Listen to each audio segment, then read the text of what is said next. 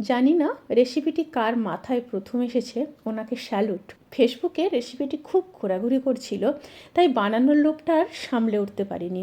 Good evening everyone, শতাব্দীর কিচেনে আপনাদের সবাইকে স্বাগত জানাই। আজকের রেসিপি সিমুই দিয়ে বানানো খুব সহজভাবে মাত্র 10 মিনিটে সীতাভোগ। তাহলে চলুন শুরু করা যাক আজকের এই সহজ এবং সুস্বাদু রেসিপি। প্রথমে একটা বাটিতে জল গরম করে নিয়েছি। জল ফুটে এলে 10 টাকার প্যাকেট যে সিমুইগুলো হয় সেই প্যাকেটের 1 প্যাকেট সিমুই দিয়ে দিলাম। দিয়ে জাস্ট 1 থেকে 1.5 মিনিট ফুটিয়ে নেব, যতক্ষণ না পর্যন্ত সিমুইটা নরম হয়ে আসছে। সিমুইগুলো কিন্তু খুব ভালোভাবে সেদ্ধ হয়ে গেছে, দেখিয়ে দিচ্ছি একটু হাতে করে। এই দেখুন। এবার গ্যাসের ফ্লেমটাকে অফ করে দেব। অফ করে সিমুইগুলোকে ছেঁকে নেব।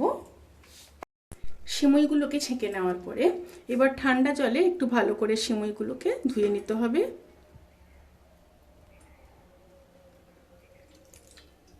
এবার ভালো করে জল ঝরিয়ে নিয়ে তারপর ফিরে আসছি। এবার প্যানের মধ্যে দিয়ে দেব 2 চামচ ঘি। এখানে আমি টেবিল চামচ ব্যবহার করেছি। ঘি মেল্ট হয়ে গেলে দিয়ে দেব কিছুটা কাজু আর কিশমিশ। কাজু আর কিশমিশগুলোকে লো টু মিডিয়াম স্টিমে ভেজে নেব। কাজু আর কিশমিশ হালকা ভাজা হয়ে গেলে দিয়ে দেব 2টো ফাটিয়ে নেওয়া এলাচ। এলাচ দিয়ে আবারও একটু নেড়ে নেব। এবার জল ঝরিয়ে রাখা সিমুইগুলোকে দিয়ে দেব।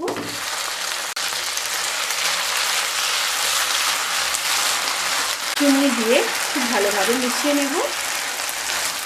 সিমুইগুলো এখন দেখছেন যে দলা পাকিয়ে আছে, একটার সাথে একটা পুরো লেগে আছে। রেসিপিটি শেষ হওয়ার পরে যখন ঠান্ডা হয়ে যাবে তখন কিন্তু একদম ঝুরঝুরে হয়ে যাবে। এবার একদম লো টু মিডিয়াম স্টিমে সিমুইগুলোকে হালকা ভেজে নেব, প্রায় 1 থেকে 1.5 মিনিট। এবার দিয়ে দেব 3 চামচ চিনি। এখানে চিনির পরিমাণটা আপনারা বাড়াতে কিংবা কমাতে পারেন। আমি এখানে কিন্তু সব টেবিল চামচ ব্যবহার করছি। আবারও খুব ভালোভাবে মিশিয়ে নেব।